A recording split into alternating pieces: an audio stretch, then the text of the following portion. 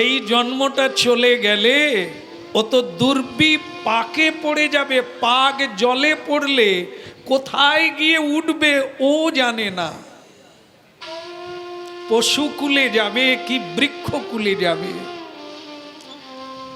জলজা নবলক্ষানি, হে মানব তুমি 9 লক্ষ বার জলচর হয়েছ। নবলক্ষানি জলচর। এমনি মানুষ জীবনকে দুর্লভ বলা হয় না। অনেক খেটেছেন, অনেক হেঁটে এসেছেন, অনেকবার 80 লক্ষ গুনে নেন, 9 লক্ষ বার জলচর। 20 লক্ষানি স্থাবরা, বৃক্ষ লতা গুল্ম তৃণ, এমনি করে 20 মানে 20 লক্ষ বার জন্ম হয়েছে। কত হলো?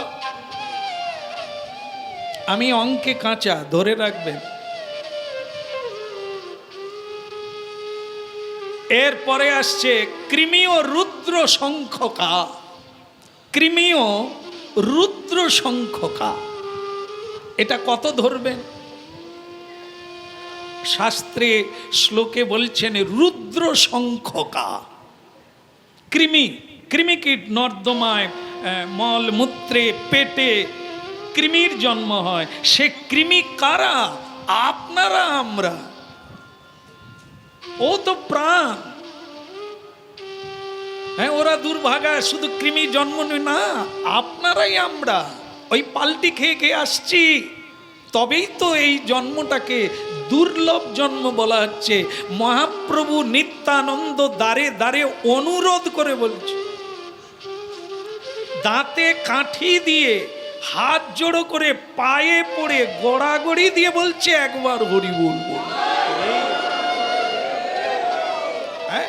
মানে এর অর্থ কি, এর প্রয়োজন কি, এটা একটু ভাববার চেষ্টা করতে হবে। কি আছে, কি পাবেন উনি?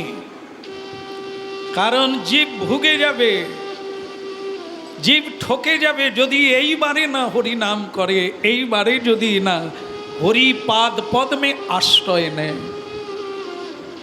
জীব যে অকুলে ভাসবে, 80 লক্ষ বার আবার জন্ম পাবে। তাই প্রভু নিত্যানন্দ এত অনুরোধ করছে, একবার শুধু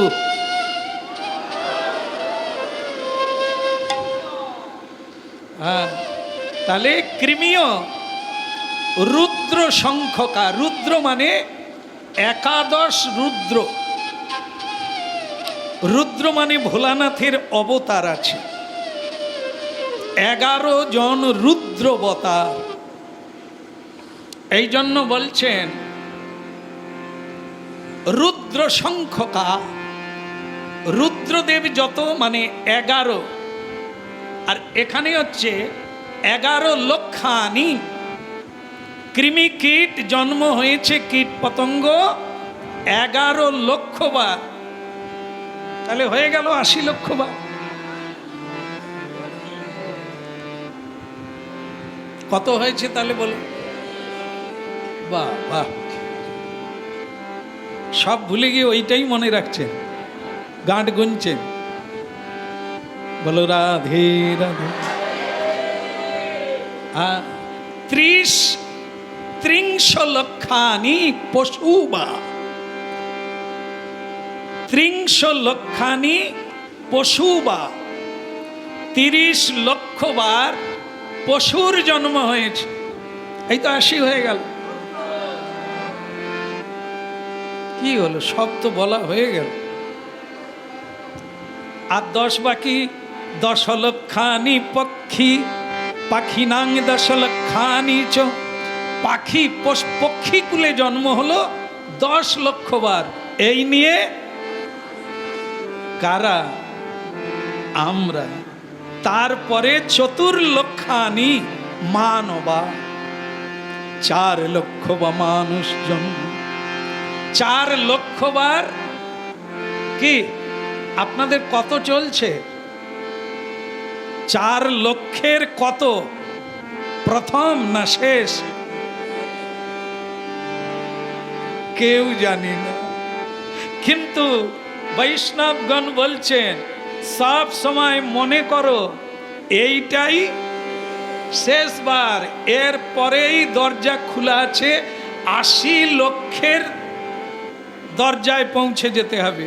আর যদি এইবারে শ্রীকৃষ্ণ ভজন করা যায় জগৎগুরুর কথা অনুসারে, তাহলে আর 80 লক্ষ জন্ম। হ্যাঁ, দেখুন দুর্লভ মনুষ্য জন্মের কি সদ ব্যবহার, কি চমৎকার অঙ্কের গণনা। এতবার দুর্ঘট জন্ম নিয়ে তবে এমন সাধের মানব জন্ম যা আমি মুক্তি লাভ করতে পারি, যা আমি কৃষ্ণ পাদ পদ্ম লাভ করতে পারি। আমি মৃত্যুকে জয় করে নিতে পারি। এই জন্ম, এটা চলে গেলে আর হবে না। সকল মানুষের কাছে সবচাইতে যেটা প্রিয় সেটা হলো এই দেহ।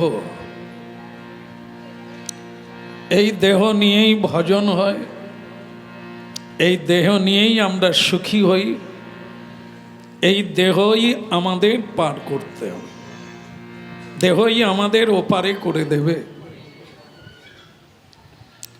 তো সবচাইতে যেটা প্রিয় সেটা হলো আমাদের কাছে, মানে সবার কাছে দেহটাই হচ্ছে সবচাইতে প্রিয়। দেহ না হলে হরিনাম গাওয়া যাবে না, দেহ না হলে হরিনাম শ্রবণ করা যাবে না। এই দেহ যদি না থাকে বা সুস্থ থাকে, তাহলে কেই আমরা এই আনন্দকে আস্বাদন করতে পারবো না। সুতরাং সেই দেহই হচ্ছে, এই জন্য সকল শাস্ত্রে এই দেহকে বলা হয়েছে দেব দুর্লভ মানব দেহ। মানে এই দেহ দেবতারাও পর্যন্ত আশা করেন, মানে মানুষ হবার আশা করেন। কারণ কি না, এই দেহই আপনাকে ভগবানের চরণে নিয়ে যেতে পারে। দেবতার হওয়া যায়, এ জগতে অনেকেই আপনারা দেবতা বেনে গেছেন, কিন্তু একটা ভালো মানুষ হওয়া দায়। যে মানুষ জীবনে আত্মতত্ত্ব জ্ঞান লাভ করা যায়, সেটা দেবতার শরীরে হয় না, মানব দেহ দরকার। যারা দেবতা হয়েছেন তারা আগে মানব জন্ম পেয়েছেন, এখানেই সাধনা করে সুখী হতে চেয়েছিলেন, তাই তারা দেবতা বেনেছেন। কিন্তু কৃষ্ণ ভক্ত কোনোদিন দেবতা হতে চায় না। কৃষ্ণ ভক্ত যারা সাধনা করেন, যারা ভজনা করেন, তারা দেবতা হতে চান, সুখী হতে চান, ধনবান হতে চান, এ জগতে খুব মান সম্মান পেতে চান। এগুলোকে বলা হয় চতুর্বর্গ ফল প্রাপ্তির আশায় যারা হরিনাম করে। কিন্তু হরিনামের মূল উদ্দেশ্য হচ্ছে কৃষ্ণ প্রেম আর কৃষ্ণ সেবা। সুতরাং সেইটি হচ্ছে দুর্লভ। অগণিত মানুষ কৃষ্ণ ভজন করেন, কম বেশি সকলেই করেন, কিন্তু তত্ত্বহীন, মানে জানে না ভজনের উদ্দেশ্য কি। যেমন দেখেন, মহাপ্রভু হরিদাস ঠাকুরকে বলছেন, আচ্ছা হরিদাস, তুমি এই প্রশ্নের উত্তরটা দাও। কি প্রভু? কেহ বলে নাম লইলে হয় পাপক্ষয়। মানে মানুষজন বলেন, পণ্ডিতরা বলেন যে হরিনাম নিলে পাপ ক্ষয় হয়। আমি তোমার কাছে জানতে চাই, কেহ বলে নাম লইলে হয় পাপক্ষয়, কেহ বলে নাম লইলে কি হয়? পাপ ক্ষয় হয়, এটা তো বলা হলো। আর কি হয়? জীবের মুক্তি হয়, মুক্তি। কিন্তু হরিদাস ঠাকুর বলে প্রভু তা নয়, এ পাপ মুক্তি আর সংসার থেকে মুক্তি এ তো তুচ্ছ ব্যাপার। হরিনাম লইলে জীবের হৃদয়ে কৃষ্ণ প্রেমের উদয় হয়। এটা হচ্ছে ভক্ত হরিদাস ঠাকুরের উত্তর, প্রদুত্তর। আমাদের হয়ে মহাপ্রভু প্রশ্ন করলেন। এজন্য হরিনাম আমরা প্রায় কম বেশি সকলেই স্মরণ মননে রয়েছি, কিন্তু একটা জিনিস ভুল হয়ে যাবে যদি তত্ত্ব তো না জানতে পারি। সেটা হচ্ছে যদি দেব ও দুর্লভ মানব জন্ম পেয়ে দুর্লভ কিছু জিনিস না পেতে পারি, তাহলে লাভ কি?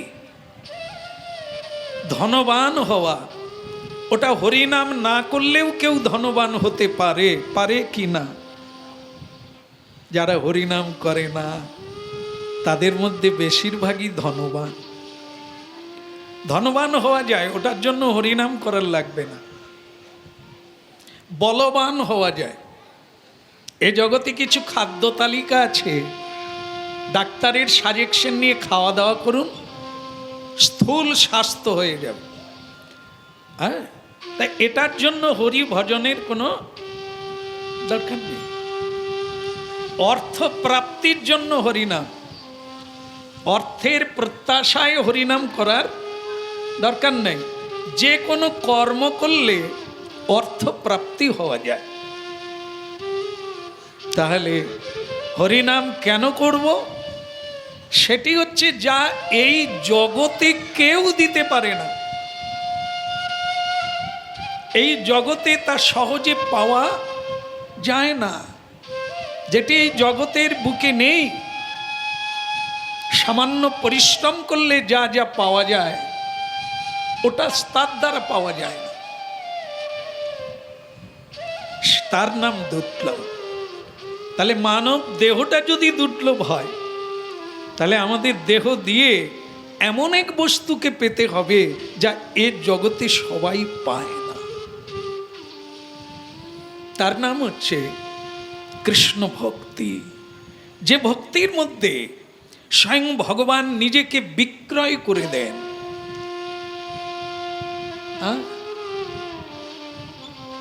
সাধব হৃদয়ং মধ্যং সাধুনাং হৃদয়ত্তহম।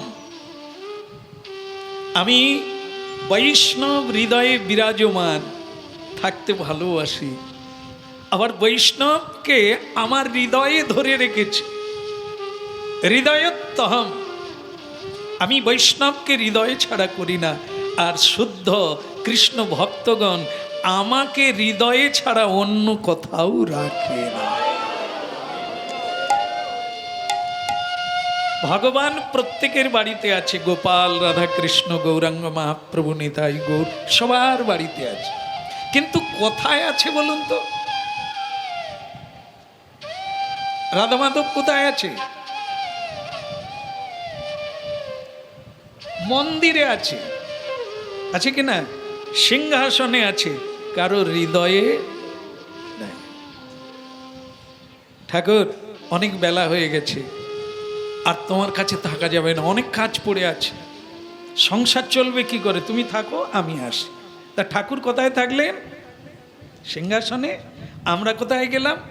সংসারের উপার্জনে গেলাম, কর্মে গেলাম। কিন্তু ভগবান কি বলছেন? সাধব হৃদয়ং মজ্জং। সাধু আমার হৃদয়ে আছে, আর আমি সাধু হৃদয়ে আছি। কি সুন্দর কথা! এ হচ্ছে প্রেমিক ভক্ত, এ হচ্ছে দুর্লভ। এ সংসারে কৃষ্ণ ভজনকারীদের মধ্যে বাছাবাছি করলে বা বাছাই করলে, ঝাড়াই করলে হয়তো 1 কোটি কৃষ্ণ ভক্তের মধ্যে একজন হতেও পারে, আবার নাও হতে পারে। দেখুন, কৃষ্ণ ভক্ত কিন্তু কাউকে না বলা যাবে না। যারা আছেন প্রত্যেকেই কৃষ্ণ। যারা হরিনাম করে না তারাও ভক্ত, কারণ তারা ভক্ত বৈষ্ণবদের দেখলে অন্তত এরকম করেন, সাধুগুরু বৈষ্ণবকে সেবা দেওয়ার চেষ্টা করেন, দান ধ্যান করেন, ওরাও বৈষ্ণব। কিন্তু ভগবান সবার হৃদয়ে থাকে না, থাকে না এই কারণে ভক্ত কি চাইছে, ভক্ত ধূপ দিচ্ছে, মানে করুন তিলক আছে, মানে মালাও আছে, তার হচ্ছে সোনা দোকান। কি দোকান? সোনা দোকান। খুব সকাল সকাল উঠে গিয়ে দোকানের ঝাঁপ খুলে দিয়ে একটা ধূপ দিয়ে নিতাই গৌরের সামনে ধূপ দিচ্ছে। আপনারা বলুন তো লোকটা কি বলে ধূপ দিচ্ছে?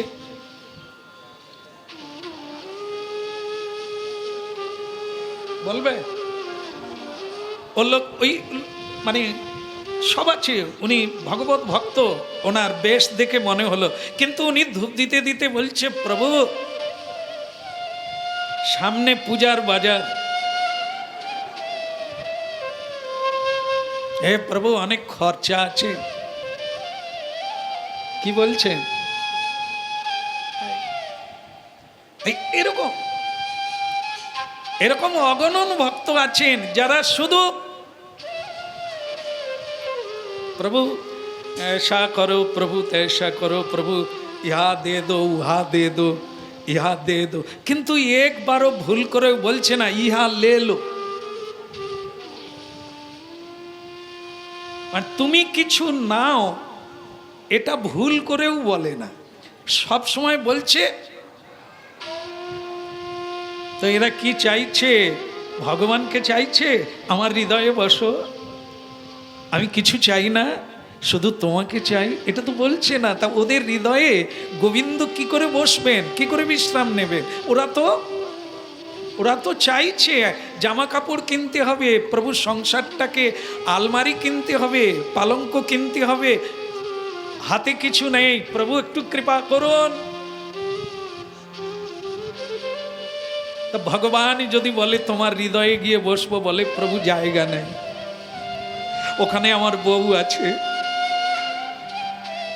আমার বাচ্চা আছে, হ্যাঁ আমার শাশুড়ি আছে, প্রভু আপনাকে জায়গা কি করে দেব? এই হচ্ছে বৈষ্ণব হৃদয়ে সদা গোবিন্দ বিশ্রাম, গোবিন্দ কহেন মম বৈষ্ণব পরাণ। এই হচ্ছে দুর্লভ মানব দেহে এই দুর্লভ বস্তু পাওয়া। এটা পাবেন তো পরে, চাওয়াটাই হয় না। চাওয়া এই কারণে হয় না, চাইতে জানে না। এই দুর্লভ মনুষ্য জন্ম বারবার হবে না, এমন জন্ম বারবার হবে না। আর জন্ম হবে, আপনারা যদি মিলাতে পারেন মিলান। আপনারা যেখান যেখান থেকে এসেছেন, কত মানুষ আছে বলুন তো, কজনা এই পথে এসেছে?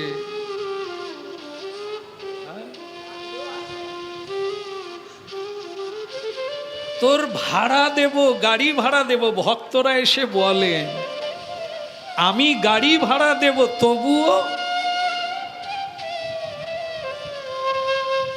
তারা বলে তোর রেখে দে গাড়ি ভাড়া, আপনি বাঁচলে। যা আছে সব এখানে আছে, যেতে হবে কেন? এই জন্য এ খুবই দুর্লভ মানুষ আছে, তবুও সে এই তত্ত্ব জানে না, মাথা নিচু এখনো করে না। এই দুর্লভ মনুষ্য জন্মকে জানার পদ্ধতি কি পৃথিবীতে? কেউ শিক্ষক বলে, কেউ আচার্য বলে, কেউ গুরু বলে। গুরু ছাড়া গতি নাই, গুরু ছাড়া মুক্তি নাই, গুরু ছাড়া পথ নাই। এখন মজা হচ্ছে, গুরু শব্দের পিছনে লোকটাকে, গুরু কাকে বলে? যিনি শিক্ষা দান করেন তাকে শিক্ষক বলে, যিনি আচরণ করে শিক্ষা দান করে তাকে আচার্য বলে, যিনি অন্ধকার থেকে আলোর পথে টেনে নিয়ে আসেন তাকে গুরু বলে।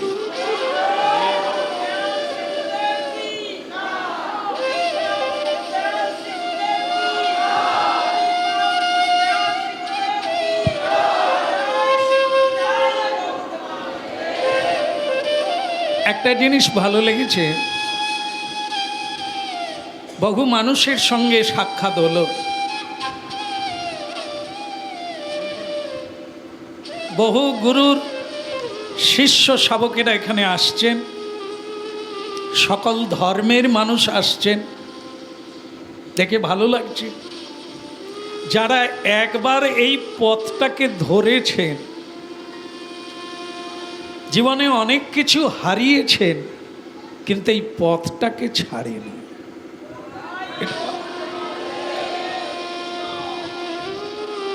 এটা দেখে ভালো লাগছে।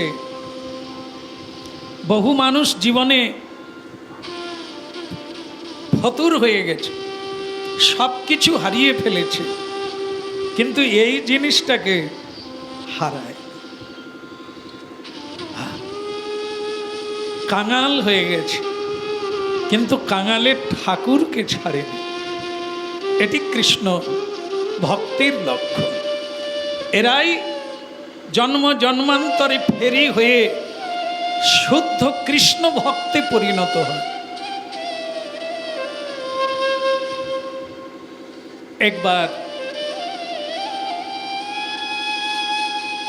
ইন্দ্রজি, দেবরাজ ইন্দ্রজির সভায় দেবতা ভগবান ইন্দ্রদেব শচী দেবীকে নিয়ে বসে আছেন, মানে পত্নী, কথোপকথন হচ্ছে। এমন সময় শ্রী গুরুদেব, দেবতাদের গুরুদেব কে বলো? বৃহস্পতি।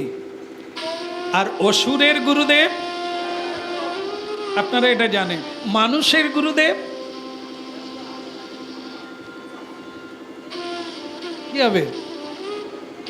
তিনজনই ছেলে ভগবানের, দানব, মানব, দেবতা। তা দেবতার গুরু বৃহস্পতি, শুক্রাচার্য হচ্ছে অসুরের গুরু। তাহলে আমরা যারা মানুষ, মানব, আমাদের গুরুকে দুজনার গুরুদেব হলো। আমাদের গুরু কি নাই?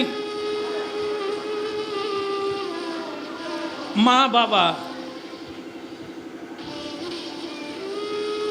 আপনার মা বাবা আছে ঠাকুমা? নাই। ভগবান যদি মা বাবা হলো, ভগবান মরে গেছে, তাহলে মা বাবা ভগবান কি করে হলো? তাহলে আপনিও তো কারো মা, আপনি কি ভগবান? তাহলে বললেন কি করে মা বাবা ভগবান? মা বাবাও তো কৃষ্ণ ভজন করে গেলেন, আপনিও কৃষ্ণ ভজন করছেন, তাহলে ভগবান যদি আপনি হয়ে গেলেন, মা বাবা ভগবান মানে আপনিও ভগবান, আপনিও তো মা। যদি এই ভুল করে ফেলেন, আপনারা ভগবান হয়ে যান, তাহলে তো আর ভগবানের পূজা পাঠ লাগবে না। ভগবান সব সময় আলাদা। মানুষের ভিতরে ভগবত শক্তি আছে, লেকিন মানুষ ভগবান নয়। মানুষ হচ্ছে ভক্ত। ভগবান একমাত্র দ্বিতীয়, তিনি দেখিয়ে দিয়েছেন কে ভগবান। কে দেখেছিলেন? অর্জুন। অর্জুনকে ভগবান দেখিয়ে দিলেন আমি কে, ভগবান কে। এগুলো জানতে হবে। মা বাবা ভগবান নয়, মা বাবা ভগবানের ভক্ত। তাদেরকে সাধু জ্ঞানে, গুরু জ্ঞানে সেবা করুন, কিন্তু ভগবান জ্ঞানে না। তাহলে আসল ভগবান সরে যাবে। তাহলে তোর ঘরে তো ভগবান। যাদের মা বাবা বলছে সত্য পথে থাকার দরকার নাই। ধর্ম ধর্ম করে বাঁচতে পারবি না। মিথ্যে বলতে হয় বল, রোজগার বেশি করে কর। ওরা ভগবান, ওই মা বাবা ভগবান। এই জন্য ভুল করবেন না, ভগবান একজন, বাবা মা বহুজন। এক মা দ্বিতীয়, ভগবান অনাদি থেকে একজন, বিভিন্ন নামে বিভিন্ন রূপে তিনি প্রকাশ হন। আমি ভগবান নয়, কোনো গুরুও বলেন না আমি ভগবান, কোনো মা বাবাও বলেন না আমি ভগবান। খবরদার, ভগবানের সংজ্ঞা কি? কে ভগবান হতে পারে, কে ভক্ত হতে পারে, কে গুরু হতে পারে, এ লক্ষণ জানতে হবে, গীতা পড়তে হবে, সাধু সঙ্গ করে জানতে হবে কার কি লক্ষণ। অসুর কাকে বলে, দেবতা কাকে বলে, মানুষ কাকে বলে, না জেনে সব চটকে ফেললে গজা খিচুড়ি হতে পারে, কিন্তু প্রকৃত কিছু নামে আসবে না। এই জন্য ভগবানের ভজন করতে গেলে কি চাই?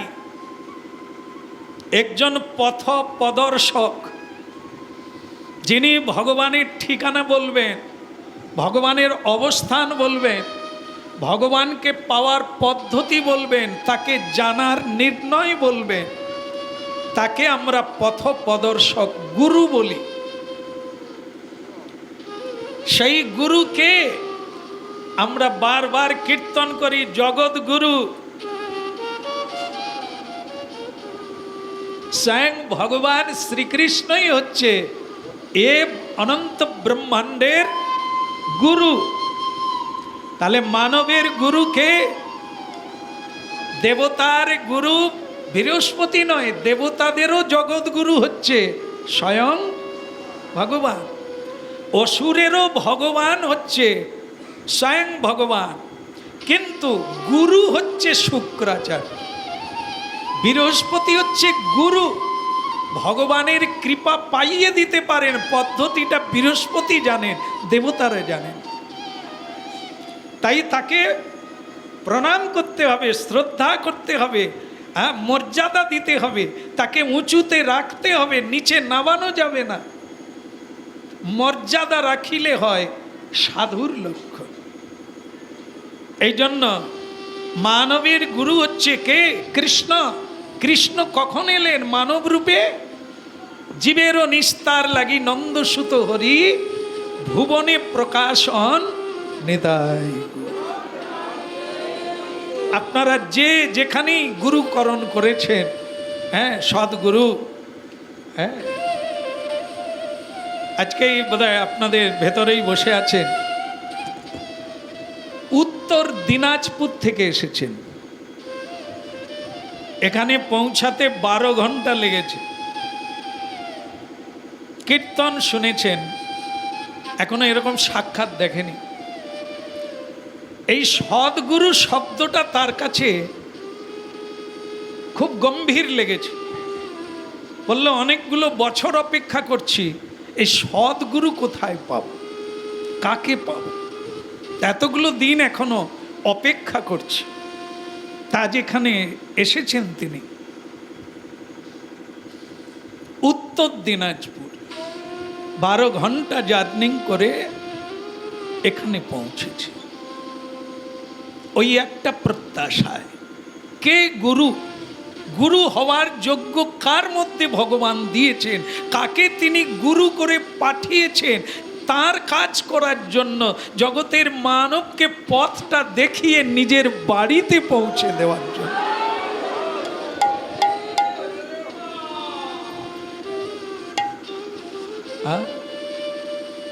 সেই গুরু বৃহস্পতি, যিনি প্রজ্ঞাবান, যিনি ব্যাসদেবের কাছে তত্ত্ব গ্রহণ করেছেন, ভাগবত শিক্ষা লাভ করেছেন, সনক সনকাদির কাছে যিনি এই দিব্য জ্ঞান লাভ করেছেন, তার নাম বৃহস্পতি। তিনি আমাদেরও গুরু। কারণ আমরা তার কাছ থেকে ভূয়সী শিক্ষা লাভ করে এই পথকে ধরে থাকার দৃঢ়তা প্রাপ্ত হই। তিনি দেবতার কল্যাণের জন্য, দেখেন কখনো ভুলে যাবেন না, দেবতা আপনাদের মধ্যেও আছে, অসুর আপনাদের মধ্যেই আছে, নরাধম মানব আপনাদের মধ্যেই আছে। যার মধ্যে যে লক্ষণ দেখা যায় তাকে সেই অনুযায়ী নামে ফেলা যায়। দেবতার লক্ষণ যে মানুষের মধ্যে থাকবে, দেবীর লক্ষণ যে মানুষের মধ্যে থাকবে, তাকে দেবতা বলা যায়, তাকে দেবী বলা যায়। অসুরের লক্ষণ, দানবের লক্ষণ, এই লক্ষণ যার মধ্যে থাকবে তাকে দানব বলা যায়, তাকে অসুর বলা যায়।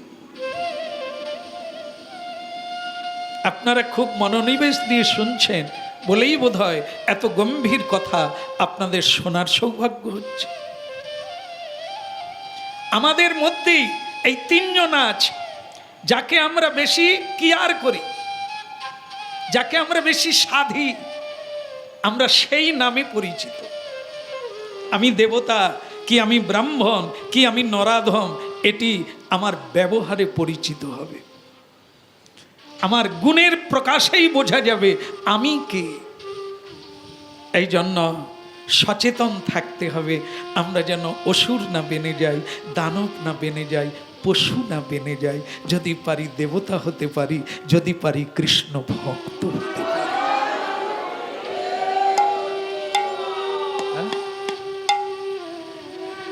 ভক্তমণ্ডলী মায়েরা, কে পৌঁছালেন দেবসভায়? দেবরাজ ইন্দ্রের সভায় ভগবান গুরুদেব বৃহস্পতি পৌঁছে গেলেন।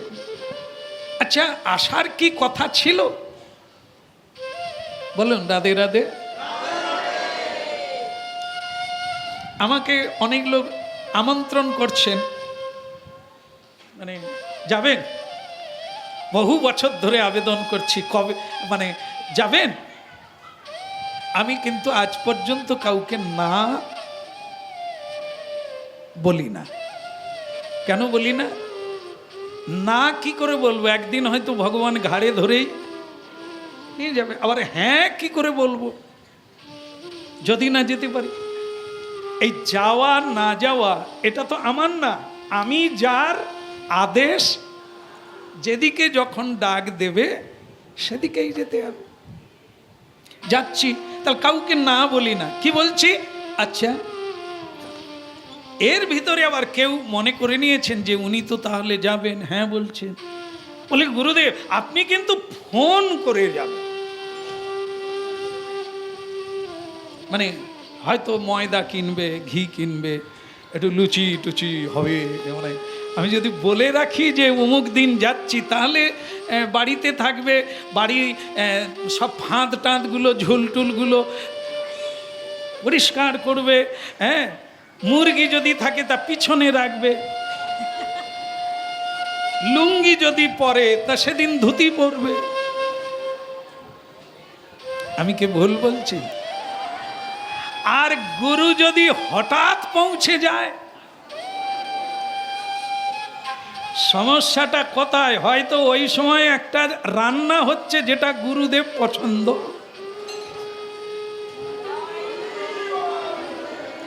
আপনি লুকোতে পারবেন না, রাখতেও পারবেন না উনি।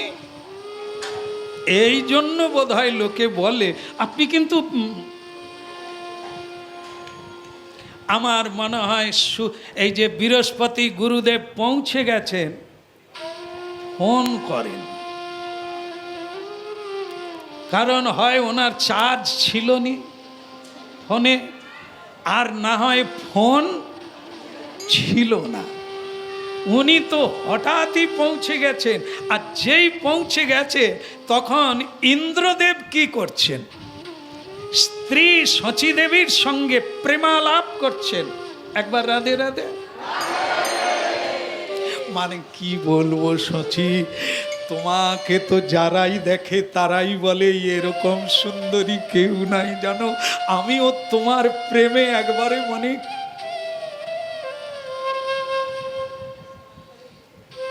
যেটা বলছিলাম, গুরুদেব এসেছেন, ইন্দ্রদেব দেখলেন যে গুরুদেব দরজায় দাঁড়িয়ে আছেন অপেক্ষায়, স্বাগতমের অপেক্ষায়। বলবেন গুরুদেব কি সৌভাগ্য আমার, আপনি আসুন।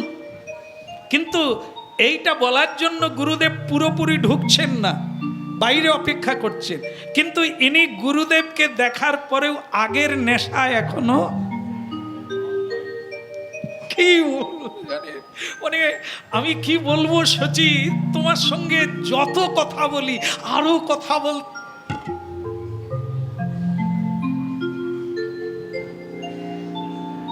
আসার একটা সময় পায় না।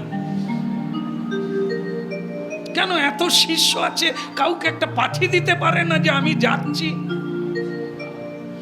আবার স্ত্রীর সঙ্গে কথা বলল। করুণাময় গুরুদেব সুযোগ দিয়েছিল, কিন্তু কাজে লাগলো না। গুরুদেব চলে গেল। কেন? মর্যাদা দেওয়া হলো না। দর্শনের পরেও যেটা করণীয় ছিল, কর্তব্য ছিল, সেটা ইন্দ্রদেব এই মোহময়ী রূপের ফাঁদে, যৌবনের ফাঁদে পড়ে গিয়ে দেবত্ব ভুলে গেছে।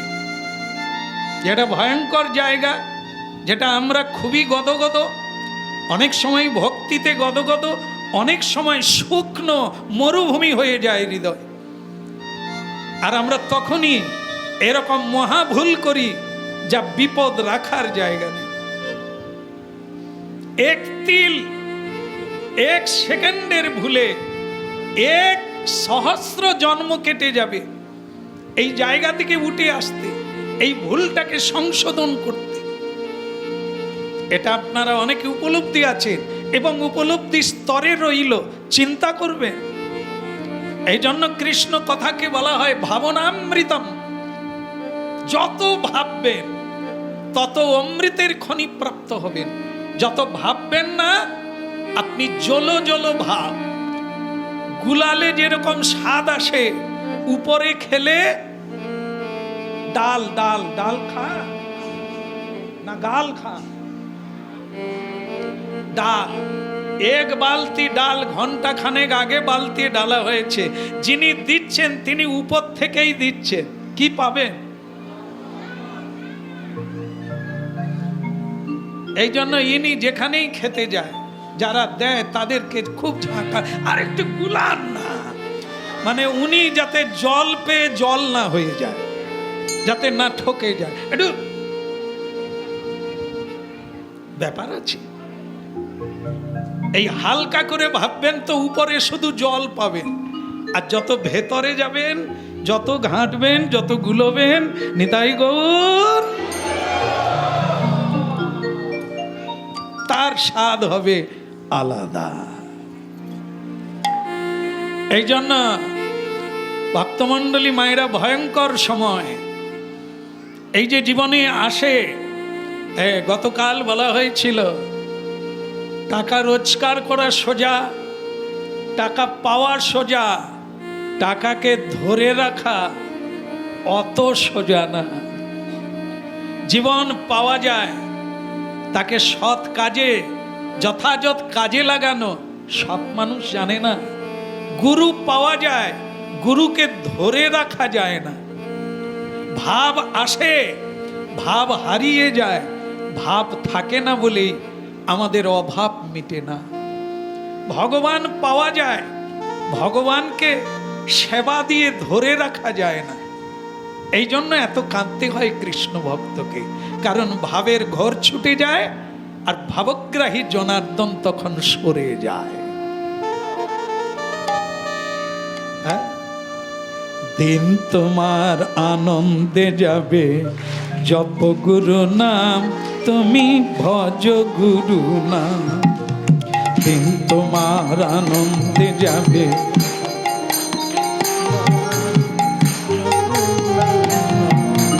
দিন তোমার আনন্দে যাবে, জপ গুরু নাম, তুমি ভজ গুরু নাম।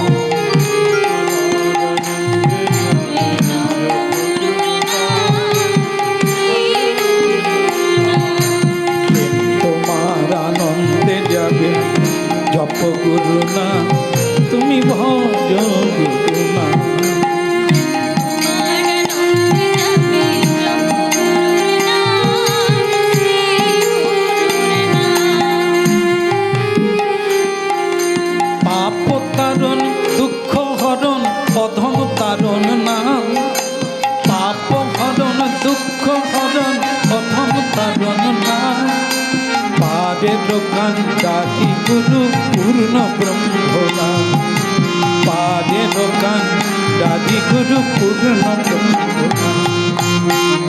তোমার আনন্দে যাবে জপ গুরু নাম, তুমি ভজ গুরু নাম। তোমার আনন্দে যাবে জপ গুরুর নাম, শ্রী গুরুর নাম।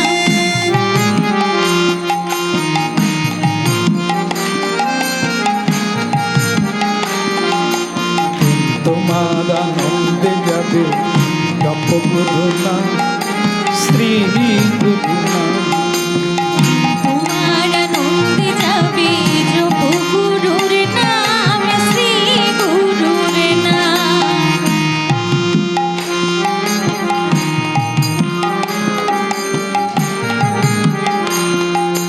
পাপ হরণ দুঃখ হরণ প্রথম তারণ নাম, পাপ হরণ দুঃখ হরণ অধম তারণ নাম। বাদের কান্দাদি গুরু পূর্ণ ব্রহ্মরাম। তোমার আনন্দে যাবে জপ গুরুর নাম, শ্রী গুরুর নাম।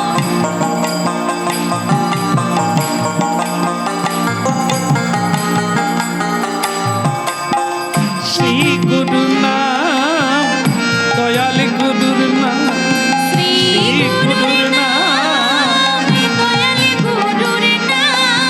শ্রী গুরু নাম, দয়াল গুরু নাম। শ্রী গুরুর নাম, দয়াল গুরুর নাম। তোমার আনন্দে যাবে জপ গুরু নাম, শ্রী গুরু নাম। তোমার আনন্দে যাবে জপ গুরুর নাম, শ্রী গুরুর নাম। আর আনন্দে যাবে জপ গুরুর নাম। তাই গো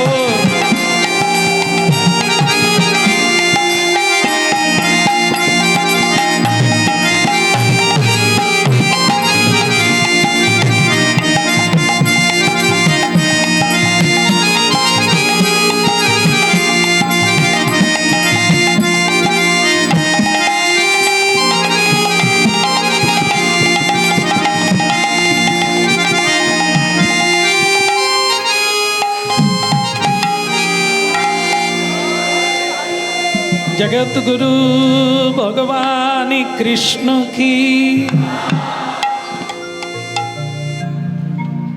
জীবনে অনেক কিছু এসেছে চলে গেছে, যাক দুঃখ নেই, কিন্তু একটা জিনিস ভেবে রাখবে, গুরু যদি জীবন থেকে কোনোদিন চলে যায়, আপনি কোথায় যাবে, কিভাবে থাকবে, আপনাকে পার ঘাটায় পার করবে কে? এই জন্য ওকে পাওয়া সোজা, একটু ঢুঁড়লে একটু অনুরোধ করলে গুরু পাওয়া যাবে। সদ্গুরুর অভাব নাই, আছেই, একটু তালাশ করলেই পাওয়া যাবে, কিন্তু রাখার জন্য পদ্ধতি জানতে হবে, ধরে রাখা। হ্যাঁ, এই দেখেন না, বেশিরভাগ লোক আসে হাত দেখাবার জন্য, বলছেন আমি আয় করি অনেক কিন্তু রাখতে পারি না। 99 জন লোক বলে আয় করি অনেক কিন্তু রাখতে পারি না। এটাই তো কথা চলছে। রোজগার করা সোজা, অর্থ পাওয়া সোজা, অর্থকে কাজে লাগানো, অর্থকে ধরে রাখা ওটা কঠিন। ঠিক তেমনি পরমার্থ, যে যা পেয়েছেন এইটুকু থাকলেই আপনি জয় জয়কার হয়ে যাবে। এর চাইতে বেশি না হোক, যেটুকু পেয়েছেন গুরু কৃপায়, একে ধরে রাখার জন্য আপনি শুদ্ধভাবে থাকুন, ভগবানের চরণে শরণ নেন, নালে এটুকু হারিয়ে যাবে। হ্যাঁ, বলো রাধে রাধে। দেখেন, কখনো মেঘ উঠলে কি হয়, সূর্য আর দেখা যায় না, কিন্তু সূর্য আছে। তা ঠিক আমাদের জীবনে কালো অন্ধকার রূপী যখন অজ্ঞানতা এসে যায়, আমরা তখন অন্ধকার দেখি, তখন ভুল করে ফেলি। এই গুরু চলে যায়, আবার যখন মেঘ সরে যায় আমরা ভুল বুঝতে পারি, আরে জীবনে কি হারালাম, কি ভুল করে ফেললাম, আমি তো খুব ভুল করে ফেললাম। এটা আবার সকলের জীবনে এই মেঘ কাটে না, অনেকে সারা জীবনটাই থেকে যায় আমি ঠিক করছি। গুরু বলে কি আমার মাথা কিনে নিয়েছেন, যখনই ডাকবে যেতে হবে, যা বলবে করতে হবে। তো তখন তারা কি করে, তাদের জীবনে মেঘ কাটে না। আর যার জীবনে মেঘ কেটে যায় সে চমকে উঠে, আরে আমি তো ভুল করলাম। ইন্দ্রের সেটা হলো। গুরু যখন চলে গেল ওর তখন ধ্যান হলো, গুরুদেবকে তো স্বাগতম করা হলো না, তাহলে গুরুদেব কি চলে গেলেন? সচি একটু চলো তো দেখি, একটু সংকট অঙ্ক নিয়ে দেখো তো গুরু তিনি আর আছেন? গুরু তো লোভী নয় যে কিছু পাওয়ার আশায় ছিল, না পেয়ে কেন চলে যাবে। এসেছিল তোমার কল্যাণের জন্য। মহতের কার্য এই তারিতে পামর, নিজ কার্য নাই তবু যান তার ঘর। মহৎ ব্যক্তিরা নিজের জন্য কোথাও যায় না, যায় অপরের জন্য। গুরু এসেছিলেন নিজের জন্য নয়, শিষ্যের জন্য, কিন্তু শিষ্য মহান্ধ, অন্ধ হয়ে গেল, গুরুকে সম্মান করলেন না, গুরুদেব চলে গেলেন। এখন বুঝতে পারলো, খুঁজছে, গুরুদেবের বাড়িতে গেলেন, গুরুকে পাওয়া গেল না, নানা জায়গায় খুঁজলেন, গুরুর আর দেখা পেলেন না। ভক্তমণ্ডলী মায়েরা, যার গুরুরূপী সম্পদ জীবন থেকে চলে গেছে, তার জীবন থেকে সত্য হারিয়ে গেছে, তার জীবন থেকে পবিত্রতা হারিয়ে গেছে, তার জীবন থেকে ধর্ম হারিয়ে গেছে। যখন ধর্ম হারিয়ে যাবে, সত্য হারিয়ে যাবে, তখন কি হবে? অসুরেরা আপনাকে আক্রমণ করবে। তার মানে এইবার আপনি চণ্ডালত্ব প্রাপ্ত হবেন, আপনি এবার অসৎ পথে চলে যাবেন, আপনাকে অসুর গ্রাস করে নিয়েছে। ব্যাস হলো তাই, শ্রী গুরুদেবকে পাওয়া গেল না। এখন কি হবে? ওদিকে আক্রমণ করেছে কে? অসুর বলিরাজ সব কিছু স্বর্গরাজ্য কেড়ে নিলেন। ইন্দ্রদেব স্বর্গ রাজ্য হারা হয়ে গেল। কিসের জন্য বলিয়ে? জীবন থেকে গুরু চলে গেছেন মানে গোবিন্দ চলে গেছেন, গোবিন্দ চলে গেছেন মানে আলো হারিয়ে গেছে, সত্য হারিয়ে গেছে, ধর্ম হারিয়ে গেছে, ঋদ্ধি সিদ্ধি শ্রীর বিজয় সব কিছু হারিয়ে যাবে যদি শ্রী গুরুদেব কারো জীবন থেকে চলে যায়। আর যার গুরু আছে নিত্য নিত্য বর্ধিত হবে, বাড়তে থাকবে। হ্যাঁ, কারণ গড়ায় জল পড়ছে, লতা দেবী সুকমল হয়ে উপর দিকে উঠছে, ফুলে ফলে ভরে যাবে। এই জন্য শ্রী গুরু হচ্ছে গড়া, শ্রী গুরু হচ্ছে গতির গতি। তাই সেখানে আমাদের চরমভাবে ধরে রাখতে হবে। ছেড়ে দিয়েছ তো মরেছ।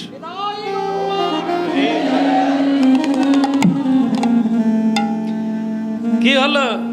স্বর্গরাজ্য হারিয়ে গেল। এখন কি করব? স্বয়ং ব্রহ্মাজির কাছে গেলেন ইন্দ্রদেব সকল দেবতাগণকে সঙ্গে নিয়ে। বলো ভগবান ব্রহ্মদেব কি, ভগবান ব্রহ্মাজি কি। না, আপনারা ক্লান্ত কেন হচ্ছেন? একটু জোর করে বলুন। বলো ব্রহ্মাজি কি। সব সময় চেষ্টা করবেন একতা হয়ে বলার। একা একা বললে কতটুকু আওয়াজ হবে? একতা হতে হবে। দেন তো আপনারা কিরকম দিতে পারে।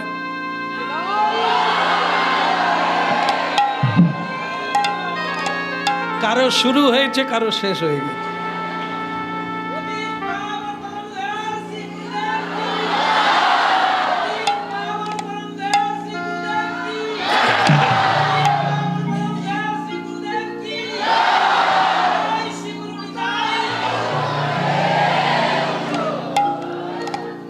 আপনাকে কিন্তু সকলে গুরু বলবে। তাহলে কি চাই বলুন তো? আমি একবার করব, দেখবেন সকলেই এক তালে দেবে, দয়াল শ্রী গুরুদেব কি। কি করে হলো? একজনকে মানলেন বলে, ঠিক কি না? আর যদি না মানতেন, যায় যায় যায় যায় যায় যায়, সেটা নাই বলু, যে যার গুছে গেল, একতা হলো না, যুদ্ধে জয়লাভ করা যাবে না। এই জন্য সবসময় একতা। একতা মানে কি?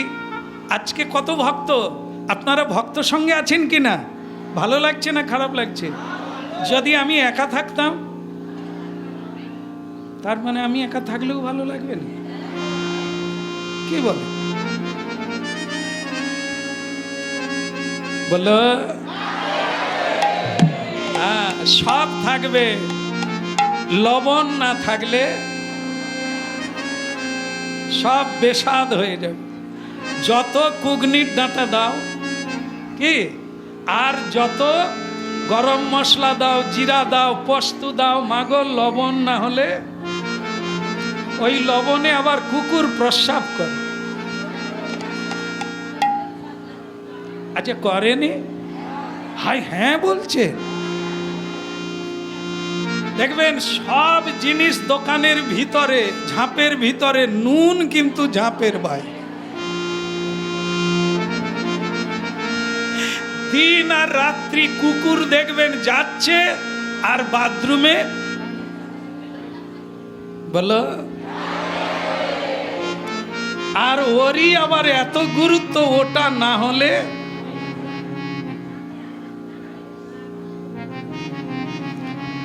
নুন যেখানে তৈরি হচ্ছে, যেখান থেকে আসছে, যেভাবে আসছে, যেভাবে থাকছে, নুন বোধহয় লোকে খেত না, বোধহয় সকলে সব জানে না। নুন না হলে কিছুই চলবে না। ঠিক সেরকম সবই থাকবে, গুরু যদি জীবনে না থাকে আমাদের কি হাল হবে? রাজ্য চলে গেল, আত্মীয় চলে গেল, এবার ব্রহ্মাজির কাছে গেল। বলো পরম দয়াল ব্রহ্মাজি কি। ভগবান ব্রহ্মা ভগবত ভক্ত পরম দয়াল, তিনি বললেন স্বাগতম ইন্দ্র, आइए आइए बैठिए। क्या बात क्या बात, কিসের জন্য? ইন্দ্রদেব সব ঘটনা বললেন। গুরুদেব এসেছিলেন, আমি একটু অন্যভাবে ছিলাম, তাই গুরুদেবকে সম্মান করি না। গুরুদেব চলে গেছে, আমি রাজ্যহারা হয়ে গেছি। গুরুদেব চলে যাওয়ায় যেন দুর্বল হয়ে গেছি, শক্তিও নাই, আর আটকাতে পারি না, অসুররা রাজ্য কেড়ে নিয়েছে। ব্রহ্মাজি বললেন, যে ভুল করেছেন এর মাসুল গুনতে হবে। আমি তোমাকে কিচ্ছু উপায় বলতে পারবো না, একমাত্র তোমরা বরং সকলে মিলে, আমিও যাব, ভগবান বিষ্ণুর কাছে চলো, যদি কোনো উপায় হয়। এই গুরু ত্যাগ করার উপায় আমি বলতে পারবো না। বলে প্রভু, ভগবান বিষ্ণু আমাদের গ্রহণ করবে না, আপনি একটা উপায় বলুন যাতে আমরা আবার রাজ্য ফিরে পাই। বলে তাহলে একটা কাজ করো, গুরুকে যখন পাওয়া যাচ্ছে না, মানে আপদকালীন একজনকে নিয়ে নাও, একজন ভালো মানুষকে নিয়ে নাও, তাকে দিয়ে যজ্ঞ করো। যজ্ঞ করলে তোমরা যোগ্য ব্যক্তি হয়ে উঠবে, আবার যুদ্ধ করার শক্তি পাবে, আবার অসুরদেরকে হারিয়ে স্বর্গরাজ্য। কি ভালো লাগছে? তাহলে বলুন রাধে রাধে। বলে তাহলে ব্রহ্মাজি কাকে করব? বলে একজন আছে আমার জানা, তিনি হচ্ছেন আস্তে আস্তে ত্বষ্টার পুত্র। ত্বষ্টা খুব বড় যাজ্ঞিক, ত্বষ্টা খুব বড় জ্ঞানী, তার একজন পুত্র আছে, নাম তার বিশ্বরূপ। তাকে এই মুহূর্তে গুরু করে যাগ যজ্ঞ পূজা অর্চনা জপ ধ্যান চালু করো, আপৎকালীন চালু করো।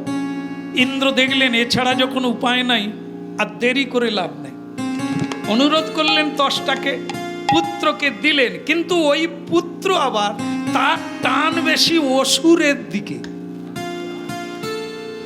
তার যোগাযোগ আছে অসুরের সঙ্গে। যেমন দেখেন না, সর্ষের ভিতরে ভূত কি সত্যি সত্যি থাকে? হ্যাঁ,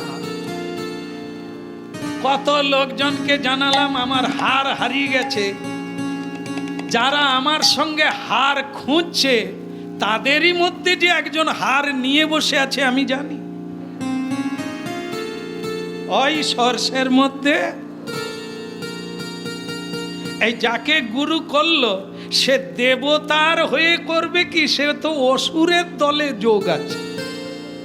এবার যজ্ঞ শুরু করলো, ওং অগ্নিদেবায় স্বাহা, ওং ব্রহ্মদেবায় স্বাহা, ওং সকল অসুর দেবে।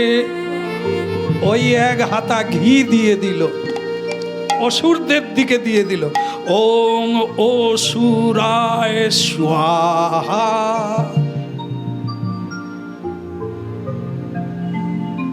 বরুণদেব বলছে ইন্দ্র ওই অসুরকে ঘি দিচ্ছে, মানে অসুররা বলবান হয়ে যাবে।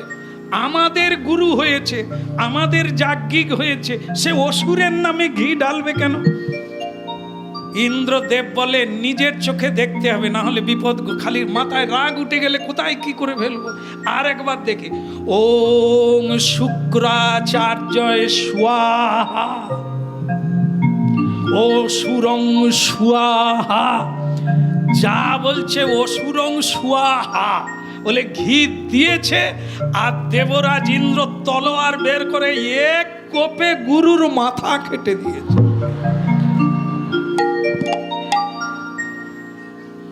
রাগ তো আমার দলে থেকে আমাদের হয়ে তুমি সেই যে অসুরকে বধ করার জন্য আমরা বলবান হতে চাইছি, তুমি লুকিয়ে লুকিয়ে ভিতরে ভিতরে তাদেরকেও আহুতি দিচ্ছ। এই জন্য এক কোপে গুরুর মাথা আলাদা করে দিয়েছে। কি গুরু ভক্তি! এরপরে আর কেউ গুরু হবে কবে? এক ঝটকায় চটকে দিবে। শিষ্যকেও ভয় করতে হয়, কখন কি করবে। বাস, বিশ্বরূপ আর নাই। কিন্তু সে কে ছিল? একদিকে ছিল তিনি ব্রাহ্মণ, আর একদিকে দেবতারা তাকে কি বানিয়েছিলেন? কি বানিয়েছিলেন? গুরু। তাহলে একদিকে ব্রহ্ম হত্যার মহাপাপ, আর একদিকে গুরু হত্যার। আপনারা কি ভাবলেন ছাড় পেয়ে যাবে? কেউ দেখেনি বস্তায় পুরে হদ বনে ফেলে দিচ্ছে। হ্যাঁ, নিউজ দেখছে যত হদ বনে ফেলে দেন। আর সিমেন্ট বালি তৈরি করে দিয়েছে, বউকে মেরে তার উপরে মেজে তৈরি করে দিয়েছে, তবু বউ বেরিয়ে পড়ছে। আজ সব সেসব লোকেরও ফাঁসি হচ্ছে।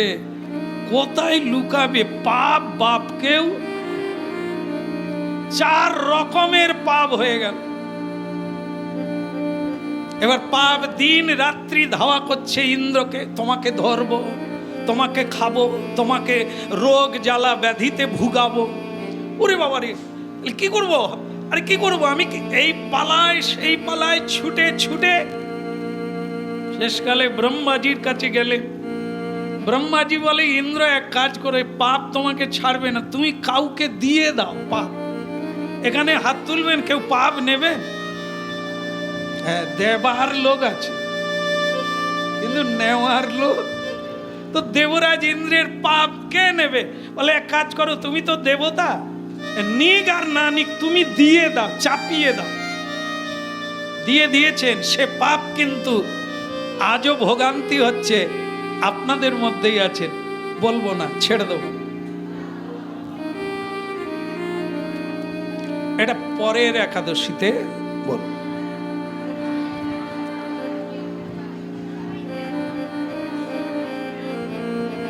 আচ্ছা ঠিক আছে, ঠিক আছে, ঠিক আছে, আচ্ছা বলে দেবো।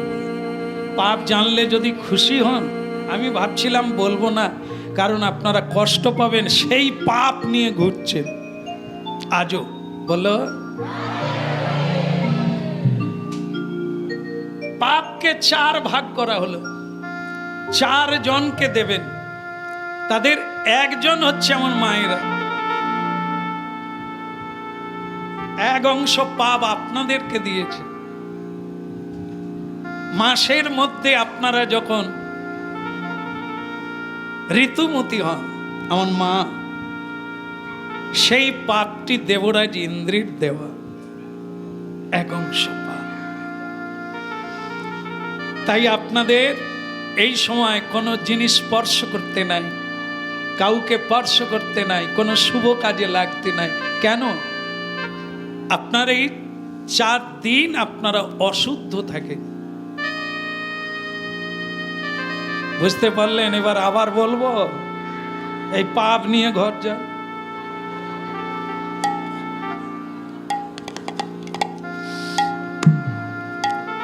ইন্দ্রের আর 3 ভাগ রইল। 1 ভাগ বৃক্ষকে দিল। বৃক্ষকে কাটলে রস বের হয় না, আঠা বের হয়, ওটা একটা পাপ। বৃক্ষকে দিলেন। নদীকে দিলেন, যেখানে বুদ বুদ তৈরি হয়, বুদ বুদ ফেনা, এইটি হচ্ছে ইন্দ্রের 1 অংশের পাপ। তাহলে 4 ভাগ হয়ে গেল।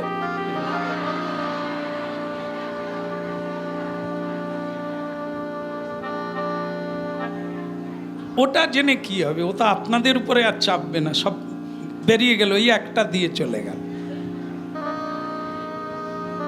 বলো রাধে রাধে। ওইটা আমাদের পণ্ডিতজি বলবে। পণ্ডিতজি,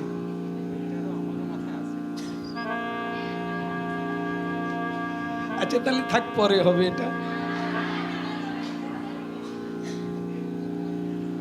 হ্যাঁ, তো শ্রী ভগবানের এমনি অমোঘ লীলা যে শ্রী ইন্দ্রদেব তার পাপ স্খলনের জন্য এই 4টা ভাগে বিভক্ত করলেন। আর একটা ভাগ হলো কি? মাটি। মাটি মাটি অপবিত্র হয়ে যায় কোন সময়ে? অম্বুবাচী। মাটিকে দিলেন দোষ, সে সময় কোনো শুভ কর্ম করা যাবে না। আবার এক দেশে আছে পুজো পাঠ বন্ধ, ঠাকুরকে কাপড় ঢাকা দিয়ে কয়েকদিন 7 দিন রেখে দেয়, পুজো পাঠ খাওয়া দাওয়া সবই বন্ধ। বলো রাধে রাধে। পাপ দিয়ে দিলেন। এইভাবে 4 ভাগ করে দিয়ে ইন্দ্র স্খলন হলেন, কিন্তু রাজ্য ফিরে পেতে পারলেন না। কি করলেন? বলে চলো ভগবান বিষ্ণুর কাছে এবার যাই। ভগবান বিষ্ণুর কাছে দেবরাজ ইন্দ্র গেলেন।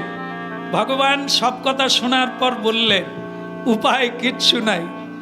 এখন বলি মহারাজের পরে এখন পিত্রাসুর রূপে কে জন্ম দিল? যাকে হত্যা করেছে ইন্দ্র, তার নাম কি?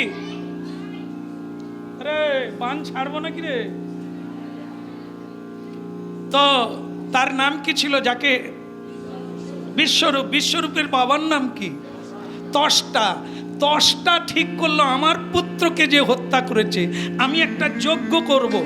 সেই যজ্ঞে একটা অসুরের জন্ম হবে, সেই অসুর ইন্দ্রকে বধ করবে।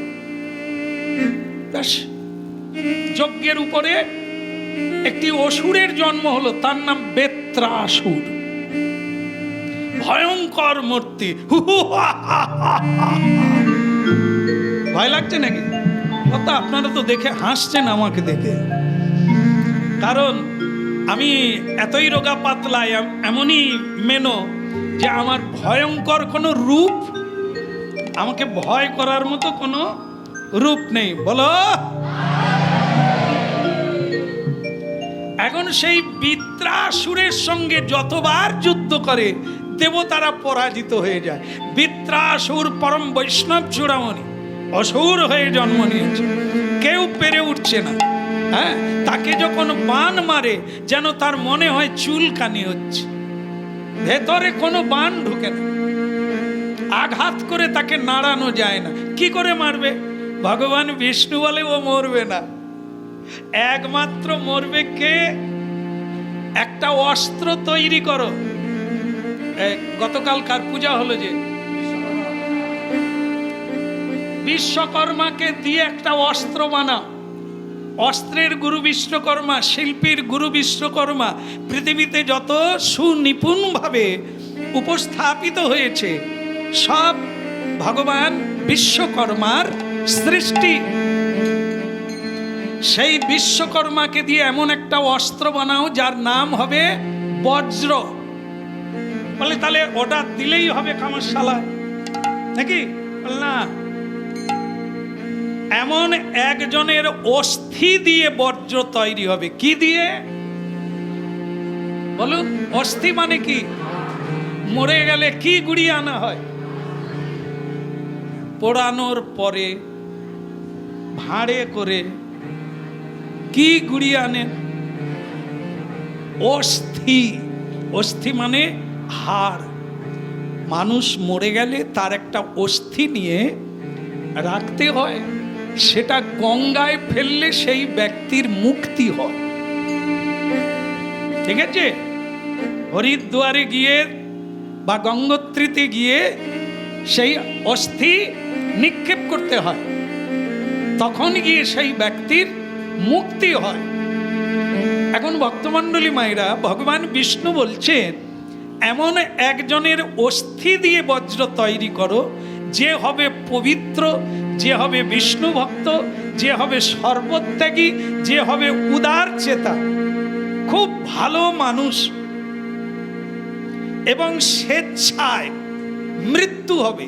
সে স্বেচ্ছায় তোমার জন্য মরবে, তার অস্থি দিয়ে অস্ত্র তৈরি করতে হবে। ব্যাস, আপনারা সকলে শুনলেন কিনা? শুনলেন কিনা? শোনা গেছে না? আবার বলুন, শুনলেন? এইবার হাত তুলুন, কে মরবে?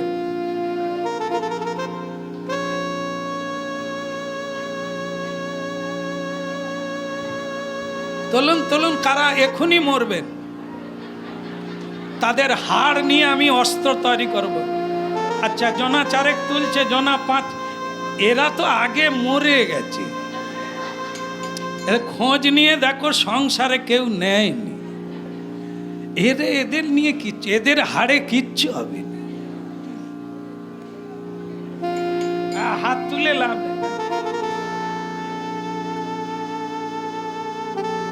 এক ঘটি জল আনতে পারেনি গুরু সেবার জন্য, সে হাত তুলছে। এদের আধার কার্ড কেড়ে নেওয়া উচিত। এদের জন্য আমাদের খাদ্য ভাণ্ডারে অভাব পড়ছে, এদেরকে গুলি করে মেরে দিতে হয়। বলো রাধে রাধে।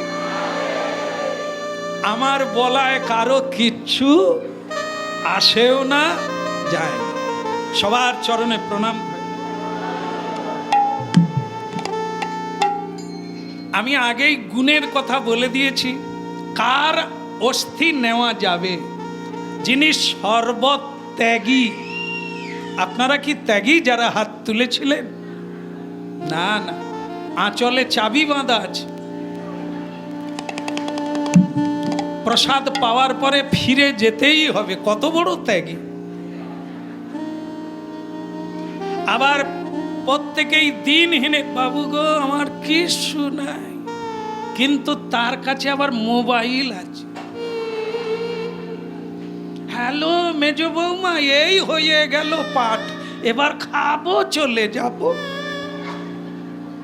তুমি চিন্তা করো না। এরা ত্যাগী, এদের হাড়ে কিছু হবে? অসুর মরবে? এ হাড় তো ঘাটে পড়ে গেলে ভেঙে যাবে, একে দিয়ে বজ্র তৈরি হবে। যারা কোনো দুঃখে কোনোদিন ভেঙে পড়ে না, কোনো বিপদে ভেঙে পড়ে না, কারো হুঙ্কারে ভেঙে পড়ে না, কোনো কিছুর জন্য নিরাশ হয় না, এরকম দৃঢ় হচ্ছে তা মানবের অস্থি দরকার। তিনি একজন, তার নাম ভাগবত প্রসিদ্ধ মহাবৈষ্ণব দধীচি মুনি। তিনি দিয়েছিলেন, ভগবান বিষ্ণু তার নাম উল্লেখ করে দিয়েছেন। এই যে বলা হলো যেটা, ওই লোকও পাওয়া যাবে না, আর কেউ স্বেচ্ছায় দেবে। শুরুতে আজকের বিষয় ছিল কি, সবচাইতে প্রিয় আমাদের দেশ থেকে বিদেশে ডাক্তার দেখাতে চাই, একটা নিঃশ্বাস নিয়েও যদি বাঁচা যায়, একদিনও যদি বাঁচা যায়, আমরা তার চেষ্টা করি, মরতে চাই না। কিন্তু এই দধীচি মুনির কাছে সকল দেবতা, স্বয়ং দেবরাজ ইন্দ্র পর্যন্ত গেলেন, গিয়ে সেখানে প্রণাম নিবেদন করলেন। হরি বল। সেখানে গিয়ে দেখলেন কি, দধীচি মুনি চোখ বন্ধ করে ধ্যানমগ্ন হয়ে আছে। দেবরাজ ইন্দ্র তার অবস্থান বুঝিয়ে দিলেন।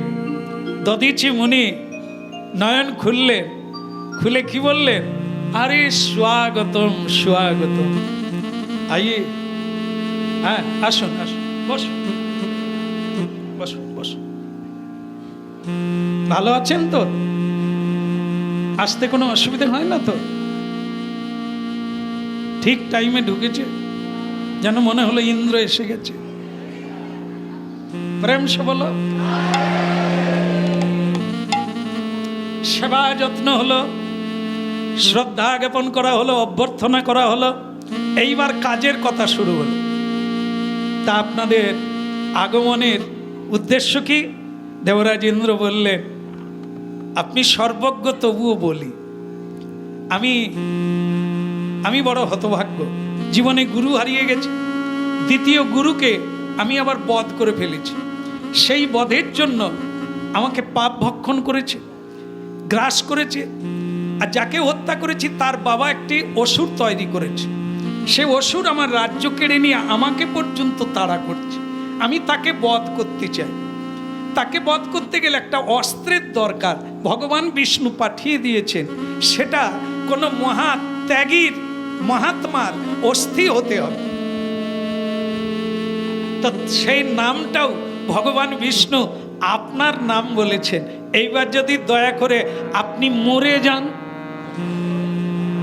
আর মরে গেলে আপনার অস্থিটা নিয়ে আমি রাধে শ্যামী কি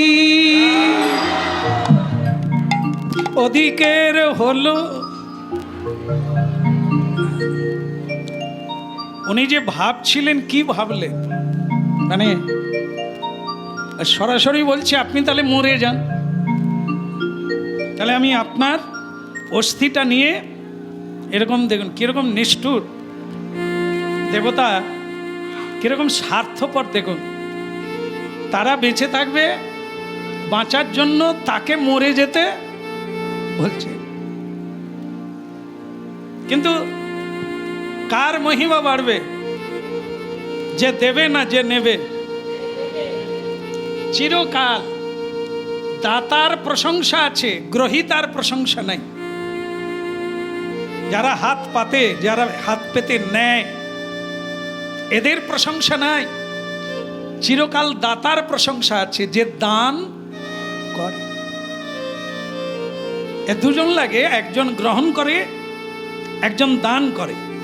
যিনি দেন তার প্রশংসা, তার লাভ আছে, কিন্তু যে নেয় তার লাভও নাই আর প্রশংসাও। তা কেন আমরা মনে করি পেলাম, দান করলো না, আপনি আরো ভিখারি হয়ে গেলেন, আরো নিচে নেমে গেলেন। আপনার প্রবৃত্তি এ দান গ্রহণের প্রত্যাশায় পরাপেক্ষা হয়ে জীবন কাটবে। আর যিনি দান দিচ্ছেন, ক্রমশ দানবীর হয়ে উঠছেন। তিনি দান দেবে, কারণ নেবে না। মহাশক্তি। হ্যাঁ, রাধে রাধে। কি ভাবলেন? আপনি কি মরবেন? না। কি বলল? না। বাস একদম নিস্তব্ধ। মানে দেবতারা আশা করেছিল যে এনার মতো লোক কোনোদিন না বলবেন না। তিনি বললেন না। আরে মশাই, আপনার তো জ্ঞানী গুণী, সবচাইতে প্রিয় কোনটা? হ্যাঁ, দেহ না? দেহ আছে বলেই তো আমি উপাসনা করছি। কেন এত স্বাদের দেহটা তোমাকে দিয়ে আমার লাভ কি? হবে না। দেবরাজ ইন্দ্র সব দেবতাগণ একবার মুখ শুকিয়ে গেছে, আশা নিয়ে এসেছিল হবে, কিন্তু উনি না বলে দিলেন। তো দেবরাজ ইন্দ্র তখন বলছেন, দেখেন আপনি না বললেন কি কারণে জানি না, তবে আপনার মতো লোকের কাছে চাইতে এসে ফিরে যাব, এটা কি ঠিক হবে? আপনি সত্যি দেবেন না, আমরা তাহলে কি ফিরে যাব? আপনি মুনি, আপনি ঋষি, আপনি ব্রাহ্মণ, আপনার বাড়িতে কেউ কিছু চাইতে এলো, না পেয়ে চলে যাবে? চলো বরুণ, ইন্দ্র, সূর্যদেব, ওটো দেখি আর কার এপাশে কেউ দেবে? এপাশে তো আরো দুর্বল। বলো, দাঁড়ান দাঁড়ান দাঁড়ান, কি হলো? বসেন বসেন বসেন। অত নিরাশ কেন? সব ডেকে নিয়ে উঠে পড়ছে। আমি আপনাকে পরীক্ষা করেছিলাম যে না বললে আপনার মুখের অবস্থাটা কি হয়। ইন্দ্রদেবের মুখ শুকিয়ে গিয়েছিল, এখন বলছেন আমি তো আপনাকে পরীক্ষা করছিলাম, আপনার বদন থেকে কিছু কথা শুনবো বলে আশা করে আপনাকে না বলেছিলাম, কারণ আপনারা দেবতা, অনেক তত্ত্ব জানেন। দেখেন দেখেন, আমার পরম সৌভাগ্য যে ভগবান বিষ্ণু আপনাদের পাঠিয়েছেন। এ সুযোগ হাতছাড়া করে বলে আপনার এই সাধের দেহ দিয়ে দেবে। হ্যাঁ, সাধের দেহ, এতে কোনো সন্দেহ নাই, কিন্তু জানেন তো দিলেও যাবে। এই তো সকলেই বুঝে গেছে, এবার বোধহয় সকলেই মরতে চাইবে। কিরকম সুর মেলালেন, দিলেও যাবে। এটা দধিচি মুনি বলতে পারে, আমরা পারি না, আমাদের এই দুঃসাহস নাই। উনি বলছে আমি যদি আপনাকে দেহটা দিয়ে দিই তাহলেও মরবো, আর যদি না দিই তা কোনটা ভালো হবে? না দিয়ে মরার চাইতে শ্রীগাল কুকুরে দেহটা খাবে, পোড়ালে ছাই হবে, লাভ কি আছে? হ্যাঁ, আপনাদের বলে রাখি,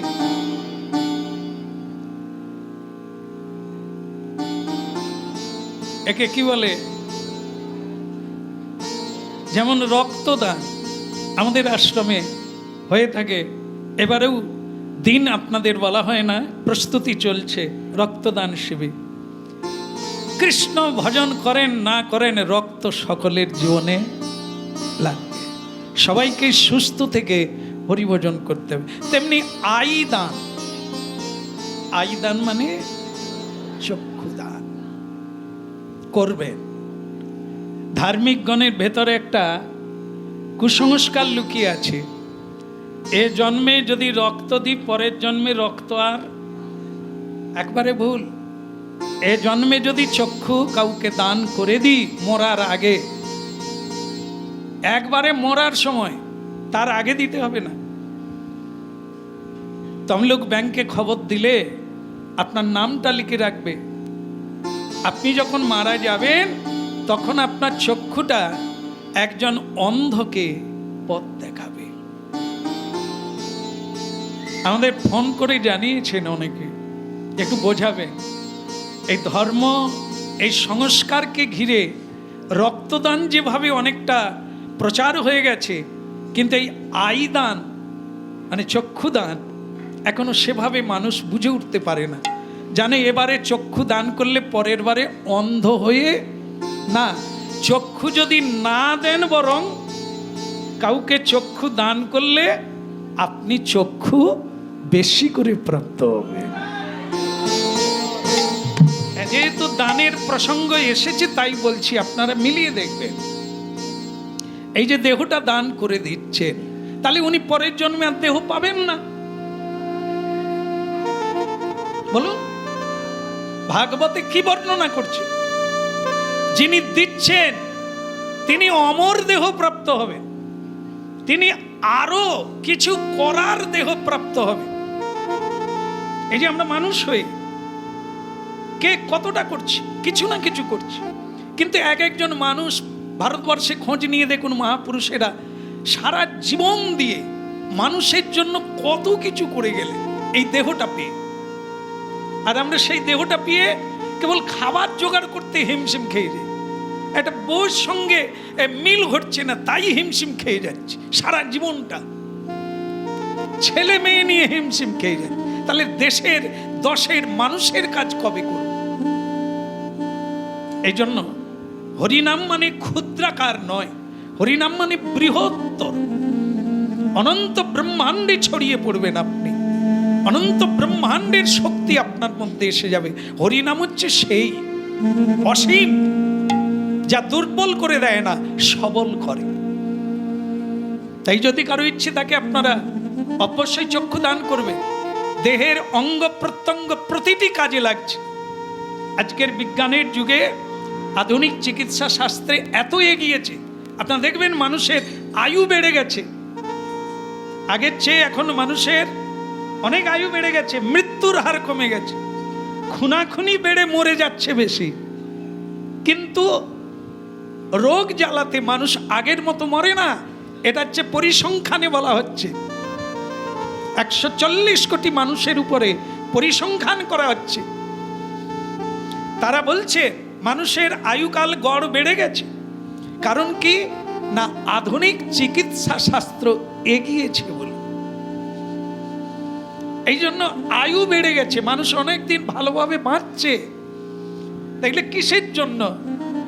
সব অঙ্গ প্রত্যঙ্গ আপনি জীবন দান করে দেন মানুষের সেবায়, ওটা কাজে লেগে যাবে, আপনি ভগবানের অত্যন্ত নিকটে চলে যাবেন, প্রাপ্ত হয়ে যাবেন।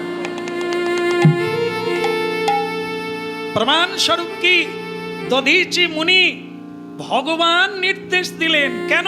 ওই পবিত্র দেহ, ওই দৃঢ় দেহ, ওর দ্বারা বহু কাজ হবে। দেখুন সেই মানুষ নির্দ্বিধায় তার দেহ দিয়ে দিলে, সেই তো মরে যাবে, সেই তো হাড়গুলো পড়ে পুড়ে যাবে, গঙ্গায় ফেলে দেবে, লাভ কি? সেবায় লাগুক। আমি মরলে যদি আমার শরীরটা কারো কাজে লাগে তো লাগুক, কাজ তো করি, কেন অকারণ যাবে দেহ? এই বুদ্ধিটা দরকার। দেহ পেলাম, কি কাজে লাগালাম? খেয়ে পরে ঘুমিয়ে কাটিয়ে দিলাম মেজাজে, এ কি কাজে লাগবে?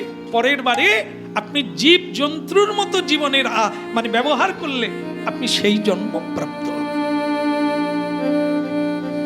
এই জন্য দধীচি মুনি প্রাণ ত্যাগ করলেন, সমাধিস্থ হলেন, ভগবান বিষ্ণুর নাম করে তিনি আত্মার সঙ্গে লীন হয়ে গেলেন। আর সেই সময় তিনি দেহ ত্যাগ করলেন, তার দেহ থেকে জ্যোতি বেরিয়ে গেলেন, সেই জ্যোতিটা ভগবান বিষ্ণুর চরণে গিয়ে।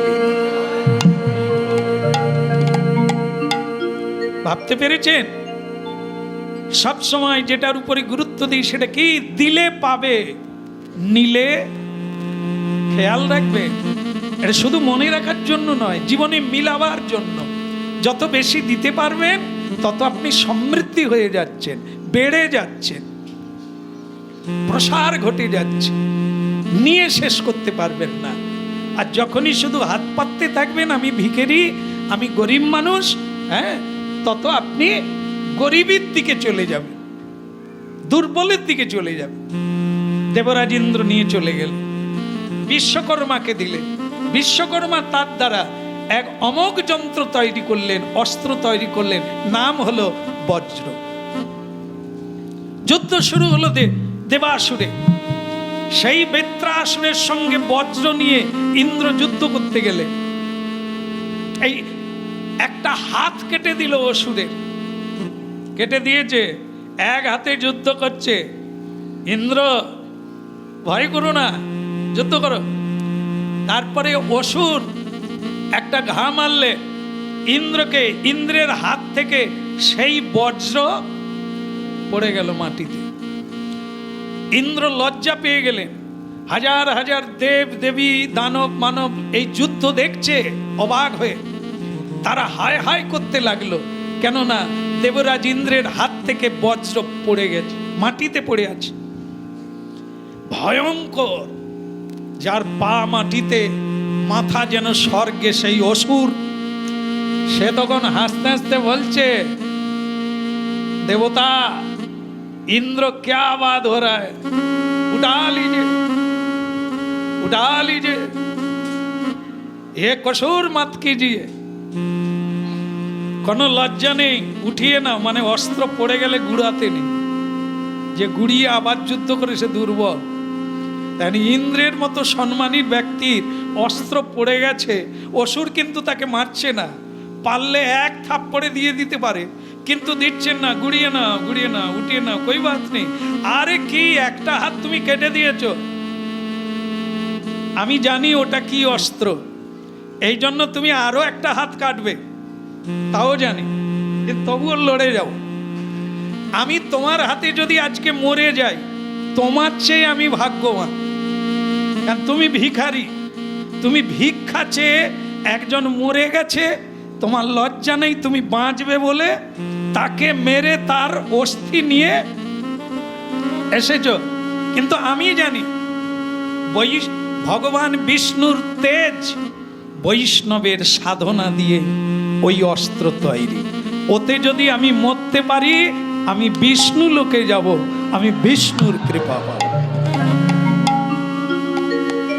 দেবরাজ ইন্দ্র খুব খুশি হয়েছিলেন, বলেছিলেন তুমি এত সুন্দর কথা বলার কি করে তুমি বলতে পারলে, এ তো মহাত্মারা বলে, সাধুরা বলে।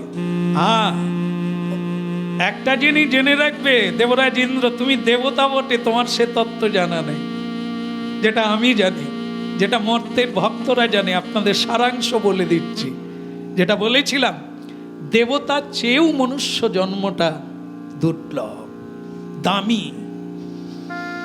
এই সেই শেষ কথা হয়ে যাচ্ছে কি, বেত্রাসুর বলছে জয় পরাজয়, তুমি আজকে জিতে গেলেই বাকি, আমি হেরে গেলেই বাকি, এর কোনো মূল্য নাই।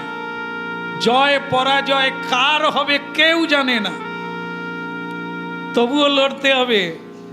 কিন্তু একটাই জয় পরাজয় জেনে রাখতে হবে, ভগবান বিষ্ণুকে পাওয়াই হচ্ছে জীবনে জয়, আর তাকে না পাওয়া হচ্ছে জীবনে পরাজয়।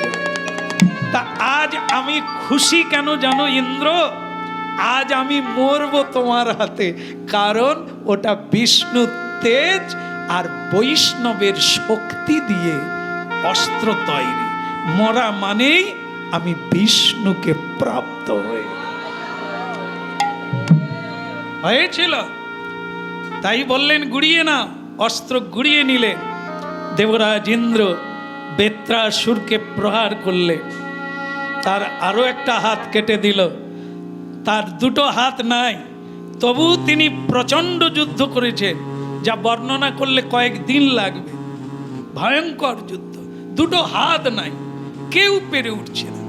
শেষকালে তাকে দেবরাজ ইন্দ্র বিষ্ণুর নাম করে মারলে, বেচারা পড়ে গেল, আর তার জ্যোতিটা বেরিয়ে ভগবান বিষ্ণুতে গিয়ে লীন হয়ে গেল। আজ ছিল এই পর্যন্ত। দেহ কত মূল্যবান, এখনো যেটুকু সময় আছে আমরা এখনো মহৎ কাজে লাগাতে পারি, মহৎ কর্ম করতে পারি। সবার মঙ্গল কামনা করি।